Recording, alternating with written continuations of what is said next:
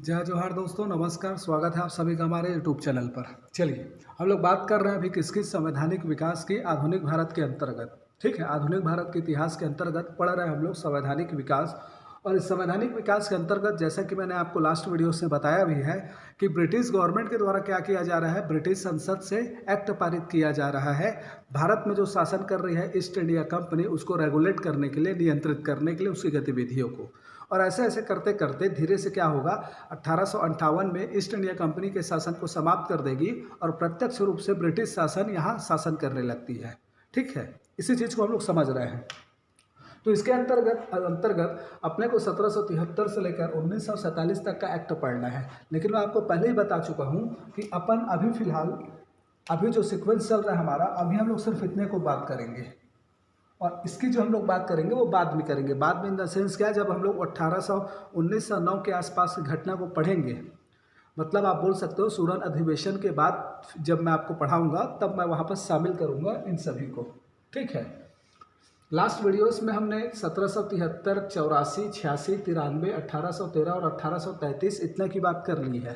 तब हमारा जो बचा है वो ये 3 एक्ट बचा है। 1853 का चार्टर एक्ट, 1858 का भारत अधिनियम और 1861 का भारत परिषद अधिनियम। ठीक है, इन दोनों की अपन बात करेंगे।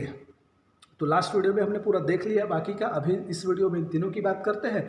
इसके बाद फिर हम लोग समाज सुधार आंदोलन पढ़ेंगे, उसके बाद मैं गवर्नर जनरल का काल बताऊंगा। देन अपन लोग कहाँ जाएंगे, 1857 का विद्रोह में, और उसके बाद कांग्रेस की स्थापना के साथ आगे बढ़ेंगे। चलिए ठीक है, अब हमारा जो आता है वो है 1853 का चार्टर एक्ट। ये भी अपने आप में क्या है, चार्टर एक्ट। अब इसके तहत क्या क्या प्रावधान किए गए,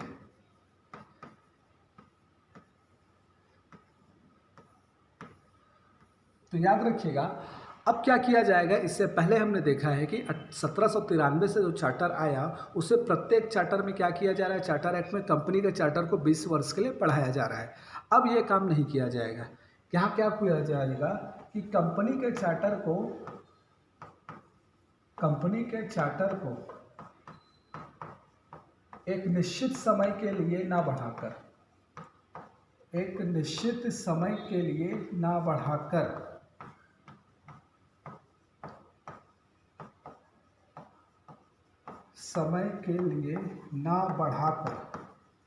मतलब अब नहीं बढ़ाया गया।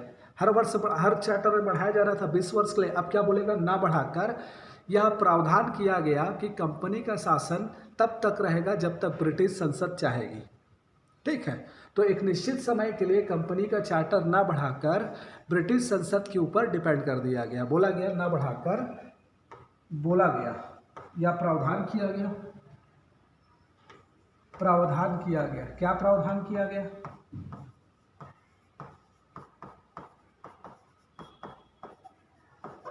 कि कंपनी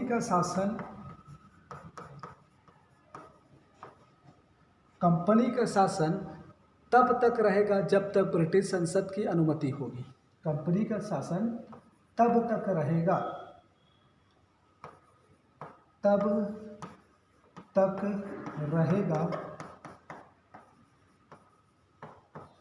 जब तक ब्रिटिश संसद चाहेगी। देखो, मैं फिर से बोल रहा हूँ, इससे पहले में क्या हो रहा था, इससे पहले में एक फिक्स टाइम 20 वर्ष के लिए बढ़ाया जा रहा था। अब ये काम नहीं किया गया, बोल दिया गया जब तक ब्रिटिश संसद चाहेगी भाई तब तक तुम शासन करोगे। मतलब ब्रिटिश संसद जब बोल देगी अब तुम्हारा शासन खत्म किया जाता है, उस दिन हम क्या कर देंगे, समाप्त कर देंगे, ऐसा बोला गया। ठीक है, अब आता है क्या, नियुक्ति का अधिकार। ठीक है, तो नियुक्ति के अधिकार को क्या किया गया, इस बार बंद किया गया, छीन लिया गया। हमने देखा था 1813 में व्यापार को समाप्त किया गया चाय और चीन के अलावा, और 1833 में व्यापार को पूर्णतः समाप्त कर दिया गया। मीन्स क्या, एकाधिकार को।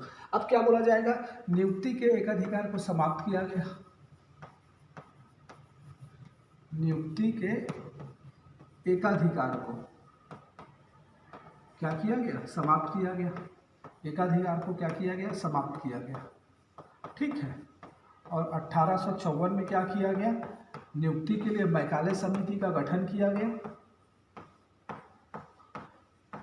और और इस समिति की सिफारिश पर फिर क्या किया गया, नियुक्ति के लिए परीक्षा का आयोजन किया जाने लगा। अब नियुक्ति कैसे हो रही थी, तो नियुक्ति के लिए क्या किया जाने लगा, परीक्षा का आयोजन। इससे पहले क्या होता था, ईस्ट इंडिया कंपनी के द्वारा क्या किया जाता था, डायरेक्ट क्या कर दिया जाता था, अपॉइंट कर दिया जाता था। लेकिन अब किया जाएगा ये अपॉइंटमेंट परीक्षा के आधार पर, और किसके द्वारा, ब्रिटिश गवर्नमेंट के द्वारा। अब कंपनी अपॉइंट नहीं करेगी सिविल सर्विस को या फिर कलेक्टर्स को, है ना, इनकी ही बात हो रही है नियुक्ति में अधिकारियों की। तो अब नियुक्ति किसके द्वारा किया जाएगा, कंपनी का एक अधिकार समाप्त, अब ब्रिटिश गवर्नमेंट करेगी। और वो भी जैसे हमारे यहाँ पीएससी और यूपीएससी का एग्ज़ाम होता है, उसी प्रकार से सिविल सर्विस का एग्ज़ाम होगा। वहाँ आईसीएस का, उसको इंडियन सिविल सर्विस बोला जाता था, उसका एग्ज़ाम होगा। उस आधार पर क्या किया जाएगा, अब अपॉइंट किया जाएगा। लास्ट वीडियो में बताया था कि कानूनी सलाह देने के लिए अस्थायी रूप से एक सदस्य को शामिल किया गया था, अस्थायी रूप से। अब वो क्या हो जाएगा, स्थायी। तो अब क्या किया जाएगा, 1+4 हो जाएगा। मतलब गवर्नर जनरल परिषद में स्थायी सदस्य के रूप में एक व्यक्ति को शामिल किया गया। स्थायी सदस्य के रूप में एक सदस्य को शामिल किया गया। कितने सदस्य को शामिल किया गया, एक सदस्य। इसलिए अब ये क्या हो गया, 1+4 हो गया। तो गवर्नर जनरल परिषद में स्थायी सदस्य के रूप में एक सदस्य को शामिल किया गया। तो मैकाले को अब पिछली बार अस्थायी बनाया गया था, अस्थायी सदस्य के रूप में शामिल किया गया था। अब वो क्या हो गया, स्थायी परमानेंट मेंबर हो गया। ठीक है, याद रखना है थोड़ा सा। और क्या किया गया, बोला गया इस कंपनी में, याद रखिएगा, इसमें एक इम्पॉर्टेंट ये प्रावधान था कि 60 अतिरिक्त सदस्यों का प्रावधान किया गया। 60 अतिरिक्त सदस्यों का मतलब 60 सदस्यों का अतिरिक्त प्रावधान किया गया।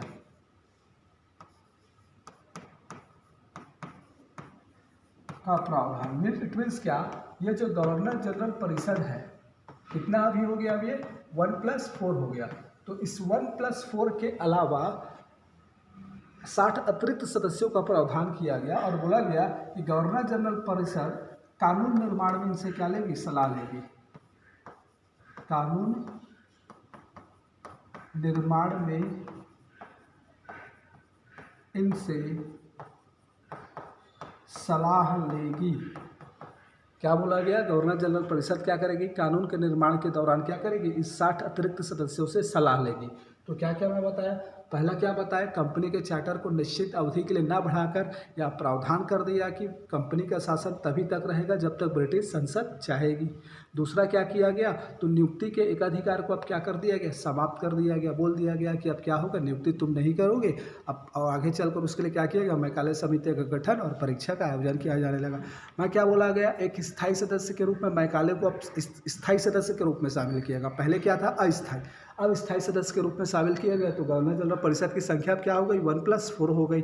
और साथ में क्या बोला गया कि 60 अतिरिक्त सदस्यों का प्रावधान, और ये अतिरिक्त सदस्य क्या करेंगे, कानून निर्माण के समय गवर्नर जनरल परिषद इससे क्या लेगा, सलाह लेगा। ठीक है जी, चलिए। तो ये क्या हो गया आपका 1853 का चार्टर एक्ट। अब आता है आपका 1858 का अधिनियम।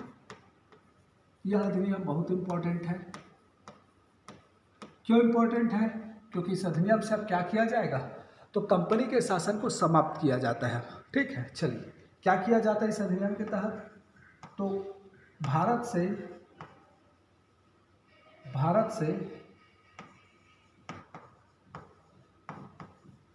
कंपनी के शासन को क्या किया जाता है, समाप्त। अब 1773 से जो रेगुलेट करने का कार्यक्रम चालू किया गया था, वो फाइनली यहाँ जाके अब क्या किया जा रहा है, कम्प्लीटली उस क्या किया जा रहा है, अब समाप्त कर दिया जा रहा है। रेगुलेट शुरू में नियंत्रित करते गए, बढ़ाते गए नियंत्रण को, और अंत में जाके पूर्णतः उनको क्या कर दिए, समाप्त कर दिए।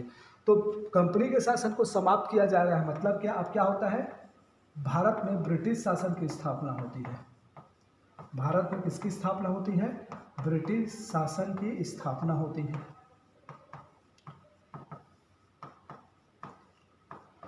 अब कंपनी का शासन समाप्त हुआ, इसलिए क्या किया गया, बोर्ड ऑफ कंट्रोल को क्या कर दिया गया, समाप्त कर दिया गया। बोर्ड ऑफ कंट्रोल को क्या कर दिया गया, समाप्त किया गया। याद रखिएगा। बोर्ड ऑफ कंट्रोल का गठन पिट्स इंडिया एक्ट के तहत किया गया था 6 सदस्य, अब उसको क्या कर दिया गया, समाप्त कर दिया गया।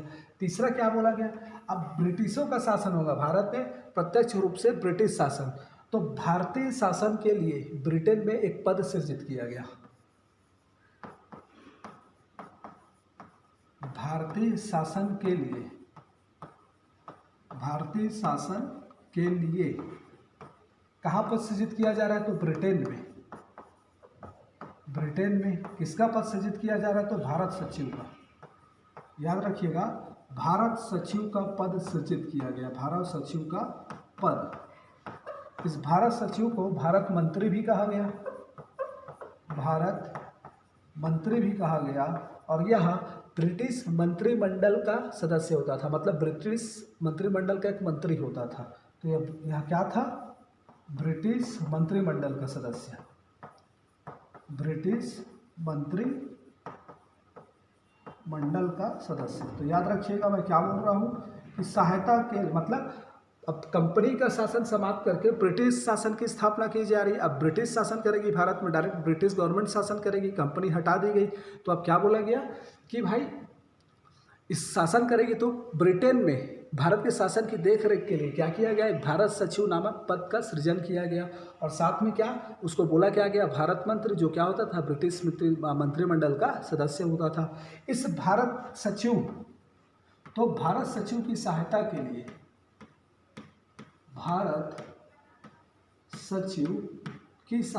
लिए, तो इसकी सहायता के लिए क्या किया गया, तो इसकी सहायता के लिए 15 सदस्यीय भारत परिषद का गठन किया गया।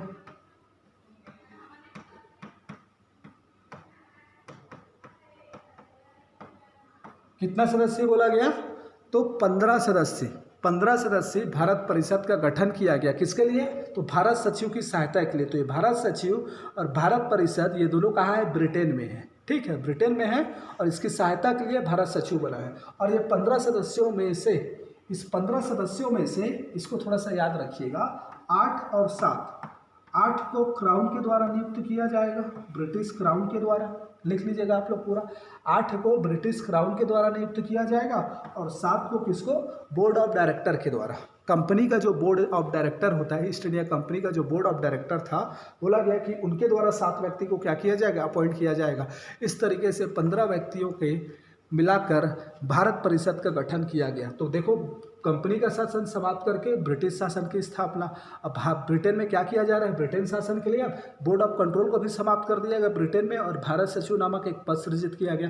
भारत सचिव, जिसे भारत मंत्री भी बोला जाता था, ब्रिटिश मंडल का क्या होता था, सदस्य होता था। और इसकी सहायता के लिए क्या किया गया, ब्रिटेन में 15 सदस्यीय भारत परिषद का गठन किया गया, ठीक है। और प्रावधान किया गया कि भारत सचिव और भारत परिषद दोनों का वेतन भारत से दिया जाएगा, भारतीय राजस्व से दिया जाएगा। ऐड कर लेना, लिख लेना इसको, ठीक है आप लोग, कि दोनों का वेतन, भारत सचिव और भारत परिषद के सदस्यों का वेतन, भारत सचिव और भारत परिषद के सदस्यों का वेतन भारतीय राजस्व से दिया जाएगा, ठीक, ये काम किया गया। अब गवर्नर जनरल परिषद में क्या किया गया, तो ये जो गवर्नर जनरल था, इसको अब गवर्नर जनरल ना बोलकर इसका पद को बदलकर क्या कर दिया गया, वायसराय। गवर्नर जनरल के पद को समाप्त करके अब उसके स्थान पर क्या बोला गया, वायसराय। मतलब स्ट्रक्चर सेम है, लेकिन ये नाम बदल दिया गया। अब गवर्नर जनरल ना बोलकर क्या बोला गया, वायसराय बोला गया। इस वायसराय का तात्पर्य क्या होता है, तो इसका तात्पर्य होता है क्राउन का प्रतिनिधि। अब फिर से बात आता है वही जो विलियम बेंटिक के समय है कि भाई भारत का अंतिम गवर्नर जनरल कौन था और भारत का प्रथम वायसराय कौन है। तो जो इस समय गवर्नर रहा होगा भारत का, वह क्या कहलाएगा, अंतिम गवर्नर जनरल कहलाएगा, और जो वही क्या कहलाएगा, प्रथम वायसराय भी कहलाएगा। तो इस समय कौन है, तो लॉर्ड कैनिंग है। कौन है, लॉर्ड कैनिंग। तो याद रखिएगा, इस तरीके से इतना कुछ प्रावधान किया गया, क्या, किसके तहत, 1858 के अधिनियम के तहत किया गया, ठीक है जी। अब 1858 के अधिनियम के तहत इतना प्रावधान किया गया। नेक्स्ट क्या है, 1 नवंबर 1858, इस डेट को याद रखिएगा, महारानी का घोषणा पत्र, महारानी का घोषणा पत्र आया, जिसे प्रमुख शहरों में पढ़कर सुनाया गया। ठीक है, याद रखिएगा, इस घोषणा पत्र को इलाहाबाद में लॉर्ड कैनिंग ने पढ़ा था। किसने पढ़ा था? वायसराय लॉर्ड कैनिंग ने पढ़ा। अब घोषणा पत्र में प्रावधान क्या था? तो प्रावधान 2 था, पहला था और दूसरा था। पहला बोला गया कि ब्रिटेन अब भारत में साम्राज्य विस्तार नहीं करेगा। क्या था? कि ब्रिटिश गवर्नमेंट, ब्रिटिश सरकार, मतलब ब्रिटिशों ने अपने हाथ में लिया शासन। उसके बाद बोला गया कि ब्रिटिश सरकार अब भारत में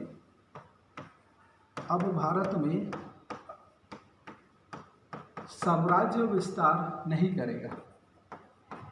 ठीक है, याद रखिएगा कि क्या बोल दिया गया? साम्राज्य विस्तार नहीं करेगा। दूसरा बात क्या बोला जा रहा है? तो बोला गया कि जाति, लिंग, धर्म, नस्ल इत्यादि के आधार पर भेदभाव नहीं किया जाएगा। रंग, जाति, धर्म,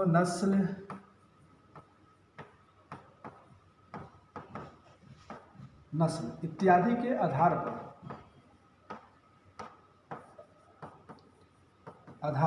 भारतीयों के साथ क्या नहीं किया जाएगा? भेदभाव नहीं किया जाएगा। भारतीयों के साथ भेदभाव नहीं किया जाएगा, याद रखिएगा। ठीक है जी, तो ये क्या हुआ आपका?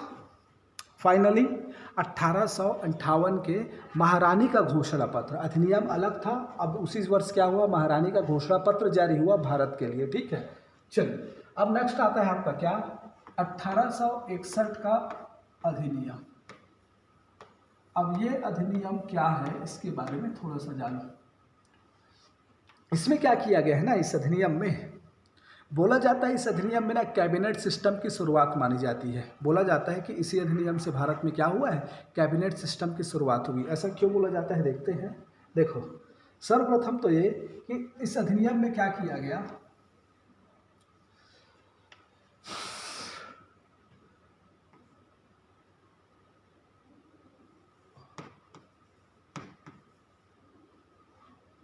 गवर्नर जनरल परिषद में एक अतिरिक्त सदस्य को जोड़ा गया, या गवर्नर जनरल नहीं बोलेंगे, अब वायसराय परिषद में बोलेंगे। ठीक है,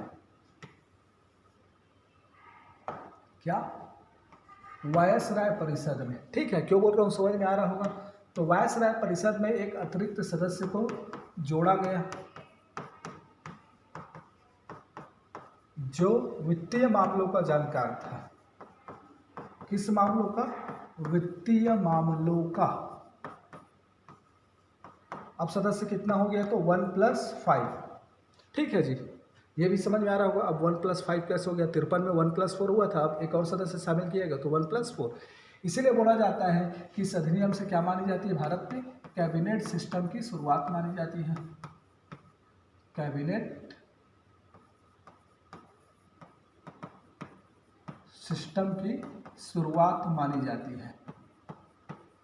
ठीक है जी, याद रखिएगा, इस अधिनियम से कैबिनेट सिस्टम की शुरुआत। क्यों? क्योंकि भाई अब वित्तीय भी आ गया, कानूनी भी था, मुख्य सेनापति का पद पहले से था, तो रक्षा, वित्त और कानून मंत्री ये सब अब शामिल हो गए, कंप्लीट हो रहा है बोला जा रहा है ये परिषद। इसलिए बोला क्या जा रहा है कि कैबिनेट सिस्टम की क्या हुई है? शुरुआत हुई है। अगला क्या बोला जा रहा है कि इस दौरान, इस अधिनियम के दौरान वायसराय को, ये जो वायसराय था इसको अध्यादेश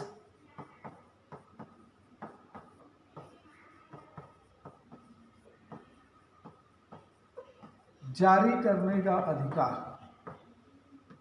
तो याद रखिएगा क्या बोला जा रहा है कि अध्यादेश जारी करने का अधिकार क्या किया गया? दिया गया। बात क्लियर हो रहा है? अध्यादेश जारी करने का क्या दिया गया? अधिकार दिया गया। ठीक, अगला बोला जा रहा है क्या? अतिरिक्त जो सदस्य थे, पिछले बार मैं क्या बताया कि अतिरिक्त सदस्यों का प्रावधान किया गया था कितना, 60 सदस्यों की। तो अतिरिक्त सदस्यों की संख्या न्यूनतम और अधिकतम, तो क्या बोला जा रहा है, अतिरिक्त सदस्यों की संख्या न्यूनतम 6 और अधिकतम 12 निर्धारित की गई। और इसी समय पहली बार गैर सरकारी सदस्यों के रूप में भारतीयों को शामिल करने का प्रावधान किया गया। याद रखिएगा, इस अतिरिक्त सदस्यों में क्या किया गया, गैर सरकारी सदस्य के रूप में, गैर सरकारी सदस्य के रूप में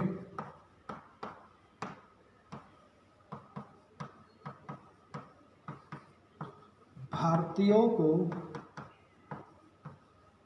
शामिल करने का, आगे लिख लीजिएगा, समझ में नहीं आएगा तो वहाँ अगर लिखा, क्या बोल रहा हूँ, गैर सरकारी सदस्य के रूप में पहली बार भारतीयों को शामिल करने का प्रावधान किया गया। ठीक, तो याद रखिएगा। एक पॉइंट और है, वो भी डिस्कस करेंगे। तो क्या क्या बोला गया, पहले क्या बोला गया, वायस परिषद में एक और सदस्य शामिल किया गया, स्थायी एक अतिरिक्त सदस्य या एक और सदस्य है ना, ये अतिरिक्त सदस्य भी बोल सकते हो या कि स्थायी सदस्य है ना, ऐसा नहीं कि अस्थायी रूप में। परमानेंट एक और मेंबर शामिल किया जा रहा है, क्या, वित्तीय मामलों का जो जानकार होगा। इसलिए अब संख्या क्या हो गई, 1+5। कैबिनेट सिस्टम की क्या बोला जा रहा है, शुरुआत हो रही है। अध्यादेश जारी करने की शक्ति प्रदान की गई किसको, वायसराय को। साथ में क्या बोला गया, अतिरिक्त सदस्यों की संख्या न्यूनतम 6 और अधिकतम कितना कर दिया गया, 12। और बोला गया पहली बार कि इस गैर सरकारी सदस्य के रूप में इस अतिरिक्त सदस्यों में किसको, भारतीयों को शामिल करने का प्रावधान किया गया। इससे अतिरिक्त को यहाँ से मिटा देते हैं। वायस परिषद में एक और सदस्य, ऐसा लिख लो, एक और सदस्य को जोड़ा गया या शामिल किया गया जो वित्तीय मामलों का क्या होता था, जानकार होता था। और एक और प्रावधान क्या किया गया था, तो बॉम्बे और मद्रास को विधि बनाने का अधिकार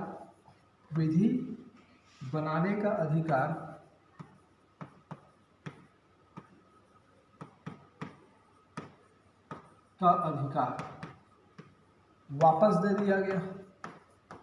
क्या दे दिया गया, वापस दे दिया गया। और लेकिन प्रावधान किया गया कि बनाने से पूर्व वायसराय की अनुमति लेंगे। वायसराय से अनुमति लेना क्या होगा, आवश्यक होगा। तो बात क्लियर हो रहा है कि क्या बोला जा रहा है कि बॉम्बे और मद्रास को पुनः विधि बनाने का अधिकार दे दिया गया। लेकिन बोला गया कि अब भाई तुम विधि बनाओगे, अच्छी बात है, लेकिन विधि बनाने से पूर्व क्या लेना, वायसराय से आज्ञा ले लेना। तो इस प्रकार क्या होता है, हमारा जो एक पार्ट है संवैधानिक विकास का 1773 से लेकर 1861 तक का अधिनियम कंप्लीट होता है। अब जो बच गए 91 से है ना, 1891, 1909 का मार्लियामेंटो, उसके बाद चेम्सफोर्ड, फिर भारत अधिनियम और 1935 का और स्वतंत्रता अधिनियम। इन सबको ना हम लोग जहाँ ज़रूरत पड़ेगा उस हिसाब से फिट करेंगे। ऐसा नहीं कि एक ही बार पूरा रटे जा रहे हो, है ना। संविधान में इसको पढ़ते हैं बच्चे, कहाँ से याद होगा भाई, संविधान में कुछ जान ही नहीं रहे हो। संविधान निर्माण करके एक्ट रटना चालू कर देते हैं। टीचर्स लोग भी पढ़ाना चालू कर देते हैं, समझ में नहीं आता है ना। अब हम नहीं पढ़ा रहे, क्यों, क्योंकि हमने जहाँ से पढ़ा है वहाँ सिखाया गया था हम लोग को भी कि एक्ट को वहाँ नहीं पढ़ा जाता, संविधान में पढ़ो यहाँ समझ के साथ। हाँ, वहाँ पूछेगा तो आंसर बना लीजिएगा कि किस अधिनियम के तहत कैबिनेट सिस्टम की शुरुआत हुई, या किस अधिनियम के तहत अध्यादेश जारी का अधिकार दिया गया, या किस अधिनियम के तहत वीटो का अधिक पावर दिया गया। ये सब पूछा जाता है तो वो सब हम लोग बनाएंगे। आंसर पता हो तो क्वेश्चन कहीं से भी पूछो। चलिए ठीक है, तो ज़्यादा बातें नहीं करेंगे, नेक्स्ट वीडियो में मिलते हैं। अच्छे से पढ़िए, समझ में आ रहा होगा तो वीडियो लाइक करिए, कमेंट करिए, डाउट होगा तो सब्सक्राइब करिए चैनल, फ्रेंड सर्कल में शेयर करिए बिल्कुल, और अच्छे से पढ़िए नोट्स बनाकर। ठीक है, चलिए मिलते हैं नेक्स्ट वीडियो में फिर।